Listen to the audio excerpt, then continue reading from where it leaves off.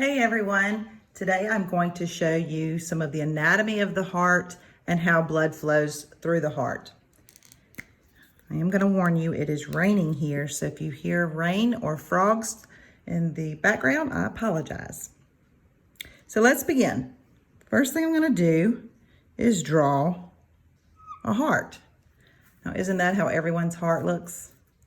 Well, you may say that, no, that's not what the heart looks like in the body. But actually it is. It's just layered with tissue and it is turned at an angle in the thoracic cavity. So to begin with, the heart is divided into right and left sides. There is a wall of tissue known as a septum that separates the right side of the heart from the left side of the heart. We also have 4 rooms or chambers in the heart. There are 2 upper chambers that are known as the atria. We've got the right atrium on this side. You hear the frogs. And then we've got the left atrium on this side. The 2 bottom chambers are known as the ventricles. On this side, we've got the right ventricle. This side is the left ventricle. The left ventricle is known as the workhorse of the heart because it has to send blood throughout the body to all the systems of the body. So it has a really thick myocardium. If you remember myo, that prefix means muscle layer. So it has a very thick myocardium, and that's going to allow it to pump the blood further to all of the systems of the body. And we'll talk about how that happens in just a little bit. So 4 chambers: right atrium, right ventricle, left ventricle. Now,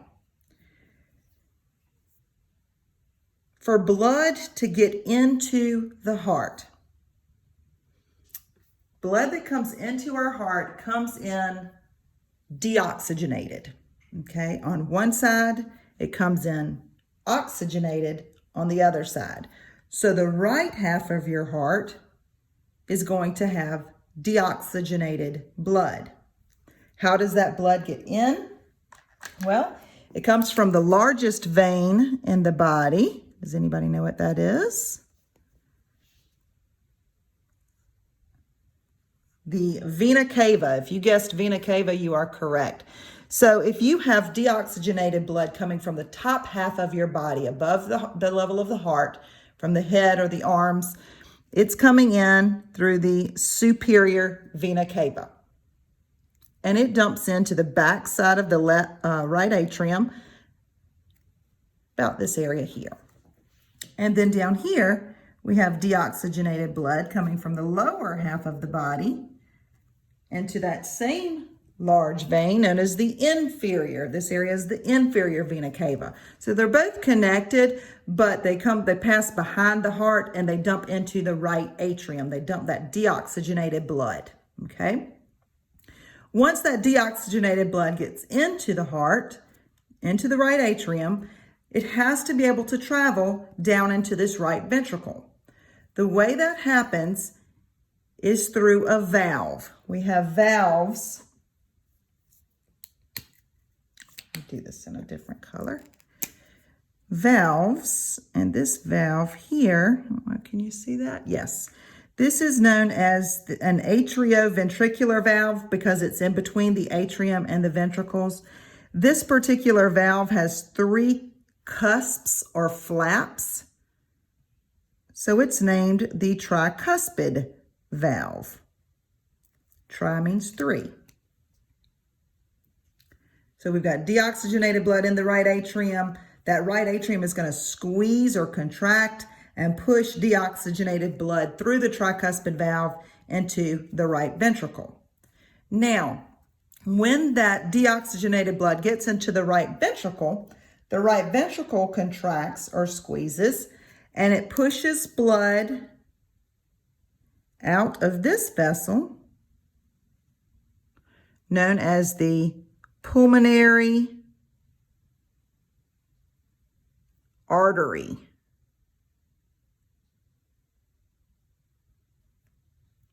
The pulmonary artery, pulmonary is referring to lung, and this one's going to kind of come over here to the left lung. And there's also branches that come across here to connect to the right lung. Now, I told you that there's deoxygenated blood here in the right side of the heart, right? So if we've got deoxygenated blood coming in to the right ventricle and then traveling through this pulmonary artery into the left lung, why are we calling this an artery? We know arteries carry oxygenated blood, not deoxygenated blood. Well, if you remember from biology, arteries are red, veins are blue, except in the pulmonary where the opposite is true. So the pulmonary vessels actually carry the opposite of what we know that throughout the body is a constant, that arteries carry oxygenated blood, veins carry deoxygenated blood. Pulmonary arteries actually have deoxygenated blood. Pulmonary veins carry oxygenated blood. I'm going to back up just a second, because before this deoxygenated blood can travel from the right ventricle into the pulmonary artery, there's another valve that you need to know. This is known as a semilunar valve. It's right here at the entrance of the pulmonary artery down in the right ventricle. It is known as the pulmonary, no, you're not going to be able to see this, pulmonary semilunar valve. This pulmonary semilunar valve. So once it opens, then this deoxygenated blood can leave the right ventricle and enter into the pulmonary artery and go to the left lung. Why is deoxygenated blood going to the left lung? If you remember from biology, the exchange of oxygen and carbon dioxide occurs at the capillary level in the lungs.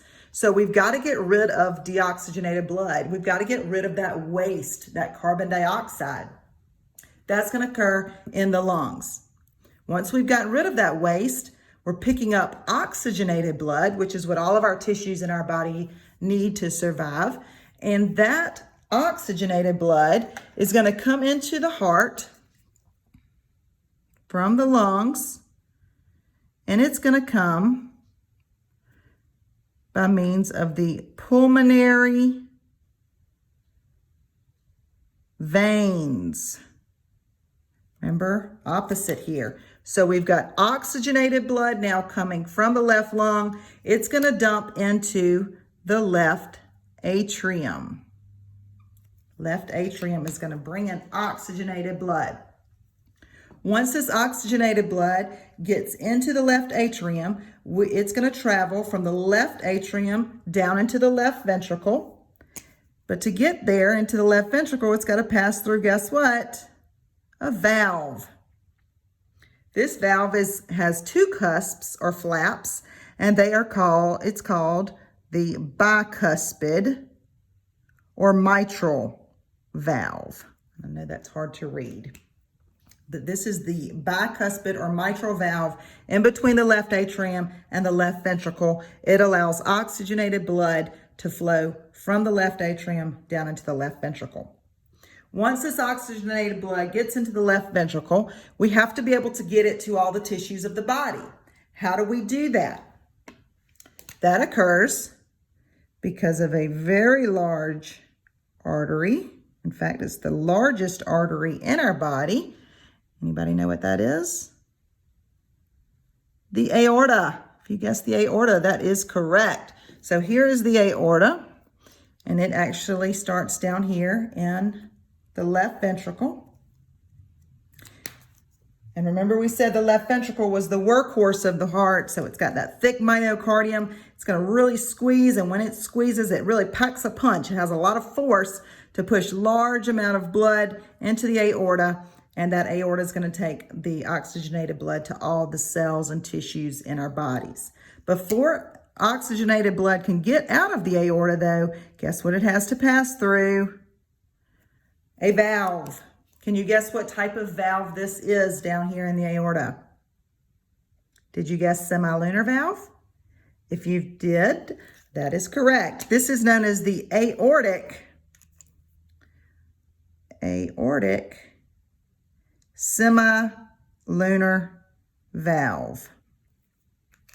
I know that's terribly hard to see, but this valve here is the aortic semilunar valve. So let me just kind of recap what's happening here. We've got the right side of the heart. It has deoxygenated blood. So I'm gonna kind of just go over this with the blue marker. So you know, right side of the heart has deoxygenated blood. Left side of the heart has oxygenated blood filled with oxygen.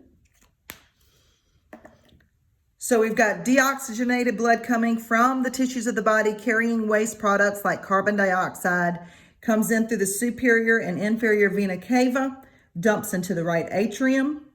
At the same time that's happening, we've got oxygenated blood coming from the lungs, dumping into the left atrium. Okay, so right atrium and left atrium are filling up with blood at the same exact time. There's just two different types of blood. Once the atrium are filled with blood, they both squeeze or contract and push that blood down into the ventricles. Once the ventricles fill with blood, okay, for that to happen also, just remember when the blood flows from the atrium down into the ventricles, these aortic atrioventricular valves, they open so that the blood can get down into the ventricles. Once the ventricles fill with blood, those atrioventricular valves will close. When they close, then the semilunar valves, one in the pulmonary artery, one in the aortic or in the aorta, they both open. So when the ventricles contract at the same time, they squeeze at the same time, blood goes out the aorta at the same time that oxygenated blood goes out the aorta to all the systems of the body at the same time that deoxygenated blood is leaving the pulmonary artery and traveling over here to the lungs. So remember, we've got pulmonary arteries coming to the left lung here, but you'd also have one going to the right lung. So atria are squeezing at the same time and contracting, then they relax, then the ventricles squeeze, and then they relax.